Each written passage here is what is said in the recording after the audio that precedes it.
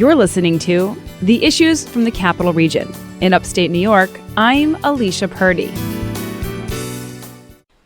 The American Red Cross announced Monday that it will begin testing all blood, platelet, and plasma donations for COVID-19 antibodies. The testing will be available for a limited time, though the organization didn't specify an end date. Dr. Aaron Goodhue, Executive Medical Director of Direct Patient Care with the Red Cross Biomedical Services, said those who are feeling healthy can schedule an appointment, and that not only could help save lives, but could give them valuable information about their potential exposure to COVID-19. The presence of antibodies indicate whether someone has caught the novel coronavirus and has since recovered from it, even if they never developed symptoms. Many are hoping it also means they have some level of protection against reinfection, although that has yet to be confirmed by researchers. Many researchers have been hunting for clues as to why some people are infected with the coronavirus and get very ill, while others less so. Being older or male seems to increase the risk, and scientists have been looking at genes as another possible host factor that influences disease severity. People with type O are better able to recognize certain proteins as foreign, and that may extend to proteins on virus surfaces, say scientists. During the SARS outbreak, which was caused by a genetic cousin of the coronavirus causing the current pandemic, it was noted that people with O-type blood were less likely to get the disease severely. However, in spite of the findings published in the New England Journal of Medicine, many scientists are urging caution, saying the evidence of a role for blood type is tentative and that anything definitive or conclusive has not yet met current medical standards. Locally, individuals who want to make a donation of blood and have it tested for COVID-19 antibodies can make an appointment by using the Red Cross's free blood donor app or by visiting their website at redcrossblood.org or by calling 1-800-RED-CROSS. Test results will be available within 7 to 10 days on the Red Cross's blood donor app or on their donor portal. The test used by the Red Cross has been authorized for emergency use by the U.S. Food and Drug Administration, according to the Red Cross. Additionally, there is an urgent need for blood donations across all types,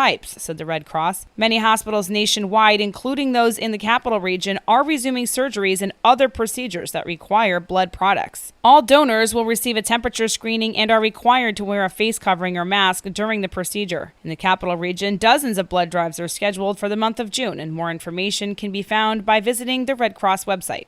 Albany police are currently investigating what they call a series of shooting incidents across the city after gunfire was heard on a block in the northern part of Albany and ultimately led to 7 people being sent to the hospital this week. Police say it was the second shooting that occurred on the same day. All the victims are expected to survive. Albany Memorial Hospital staff, according to police, notified them that 2 men ages 21 and 27 had entered the ER with gunshot wounds. Albany Medical Center reported that 4 men, ages 21, 22, 23, and 35, entered their emergency room with gunshot wounds, saying they were shot on an Albany street. Police are offering few details about the violence at this point, and they say it's unclear if the shootings are connected. So far, there is no indication that anyone was arrested. The shootings happened just blocks from where a 10-year-old boy was hit by a stray bullet on June 4th at his home on New Hope Terrace in Albany. The boy was hit by one of several bullets that ricocheted into homes when authorities said at least 2 men opened fire on each other. At least 20 shots were fired. No arrests have been made in that incident either. Police are asking anyone with information on any of the recent shootings to call and be part of the resolution.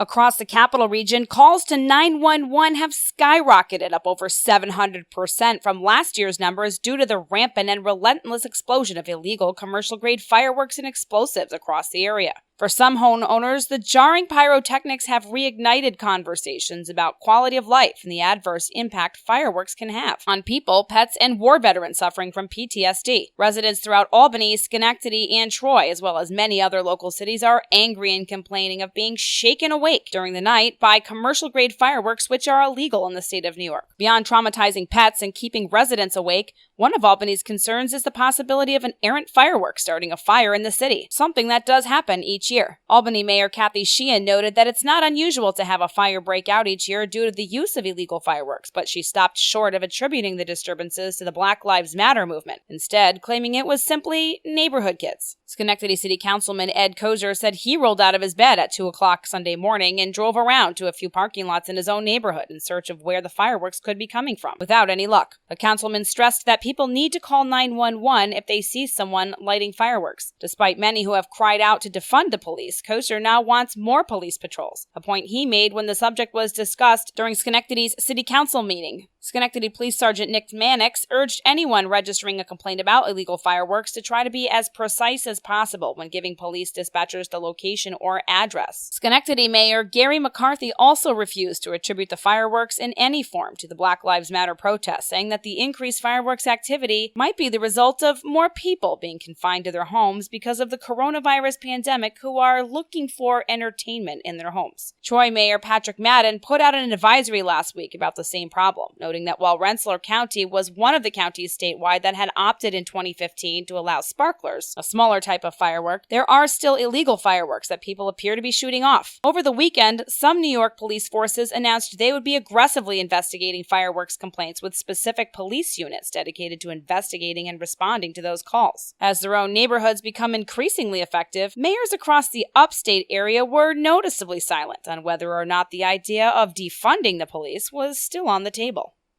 Representative Paul Tonko, a self-proclaimed socialist Democrat representing the Capital Region, is making headlines once again for his support of the HEROES Act, the most expensive spending bill in United States history. Although the bill was passed in the House of Representatives, it has been repeatedly called dead on arrival in the Senate, forcing Democrats to make changes to what 21st Congressional District Representative Elise Stefanik has called poison pills, hidden language in the bill that accommodates a number of undesirable spending features that are unrelated to the major bill itself. As Tonko touted changes to the bill's language, he highlighted the Medicare Wage Index, which pays out to hospitals who cover Medicaid patients, saying the current system has shortchanged the Capital Region hospitals and denied them critically needed funding for far too long. While the unapologetically socialist Democrat, who is running for re-election this November, highlighted the most recent changes to the controversial bill, Liz Joy, who was running against Paul Tonko, took to his social media page to publicly call him out on what she said were a pile of lies. According to Liz Joy, the motivation behind Tonko's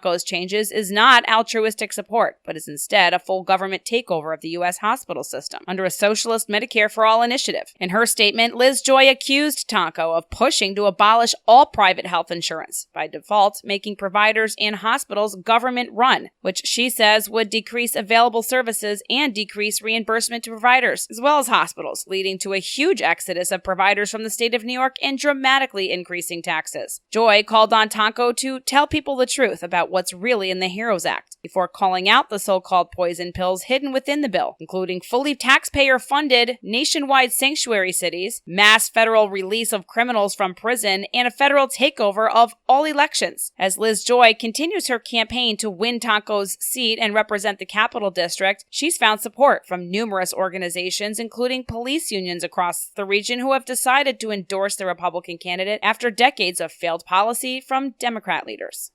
Governor Cuomo signed an executive order Wednesday declaring Juneteenth, a day commemorating the end of slavery in the United States, a holiday for state employees. The holiday, also known as Freedom Day, falls annually on June 19th, the same day in 1865 that a Union general arrived in Galveston, Texas, to inform enslaved African Americans that the Civil War had ended and that they had been freed, more than 2 years after President Abraham Lincoln signed the Emancipation Proclamation. According to Cuomo's executive order, New York should stop to pay tribute to the memory of those who made the ultimate sacrifice in the quest for freedom, both Black and white Americans, and take the opportunity to reflect upon and rejoice in the freedom and civil rights shared by all Americans. Albany Mayor Kathy Sheehan also signed an executive order Wednesday proclaiming Juneteenth a holiday across the city. There has been a renewed interest in recognizing Juneteenth amid growing support of the Black Lives Matter movement, in spite of its openly racist foundations and tendency to use violence and fear to push a divisive and far-left agenda.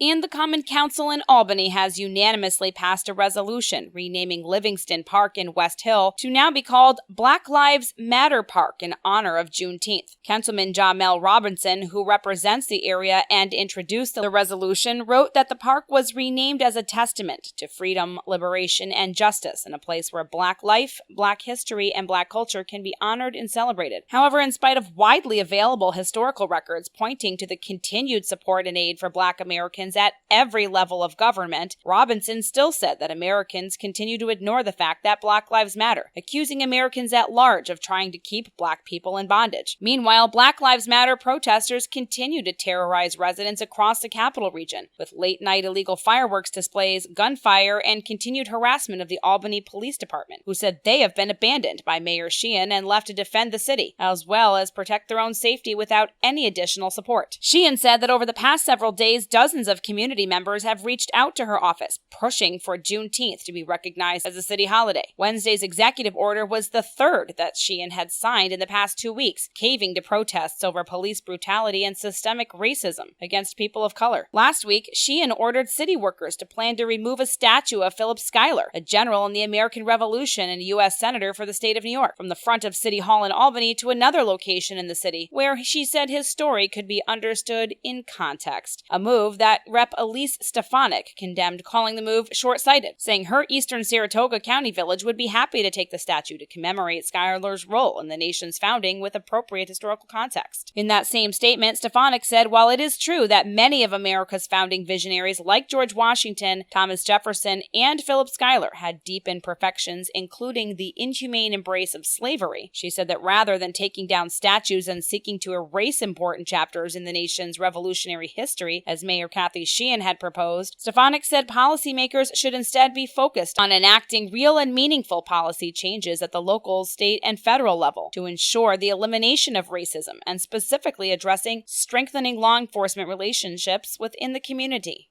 The Niskayuna Town Board held a special meeting Wednesday evening, mostly behind closed doors, a day after Town Comptroller Paul Sebesta was suspended over allegations he wore blackface in a photo 2 years ago. Sebesta has not been officially identified by town officials, but a group called Progressive Schenectady named him in bringing concerns about the photo to the attention of town leadership earlier this week, and town officials have responded to the group. Sebesta, a 32-year town employee who earned nearly $130,000 last year and is one of its top administrators, has been suspended and an independent investigation has been launched. Sebesta is also the town's Director of Human Resources. The Facebook post in question has since been taken down, but Progressive Schenectady said there are screenshots of it and that wearing blackface reinforces demeaning stereotypes and that this behavior by a town representative is unconscionable and must be addressed. Town Supervisor Yasmin Syed said that in any context, the use of blackface is offensive and unacceptable and is not in line with the workplace culture at the Niskayuna Town Hall. Town Board member Rosemary Yaquith Perez said that one cannot separate blackface from its history of oppression and it cannot be tolerated. Another board member, Bill McPartlin, also responded, saying the town must have a zero tolerance for racism. On Monday afternoon, the board called an emergency executive session and directed an investigation to be conducted by outside legal counsel, saying the board would take appropriate action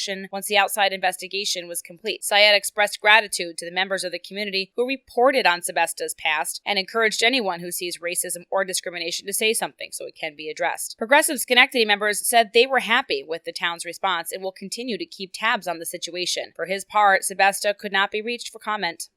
An undercover sting led to the arrest of a Vermont man who likened himself to Elvis Presley and called himself a gentleman while allegedly trying to arrange sex with a 15-year-old girl at a Lake George hotel. Robert McAdam of Rutland also lewdly justified underage sex to an undercover investigator during a face-to-face meeting at a McDonald's in Queensbury, according to court documents. During the meeting, McAdam was heard to have justified his actions, saying that if he were living in the Middle East, he'd have multiple underage wives. McAdam allegedly added that Elvis saw a 14-year-old girl and married her, and women mature at a younger age, and I'm okay with that because I'm a gentleman. However, the teenage girl in question did not actually exist. On Tuesday, McAdam was arrested at a Best Western hotel room in Lake George, where police found him with alcohol, seltzer, beer, condoms, and a laptop. McAdam is being held in the Warren County Jail following his arraignment Wednesday before Magistrate Judge Christian Hummel in the U.S. District Court in Albany. McAdam is charged with traveling in interstate commerce with the intent to engage in illicit sexual conduct. In June 2018, an investigator placed an advertisement on social media that a special couple was seeking an open-minded guy for some taboo fun. McAdam replied to the ad in February 2019.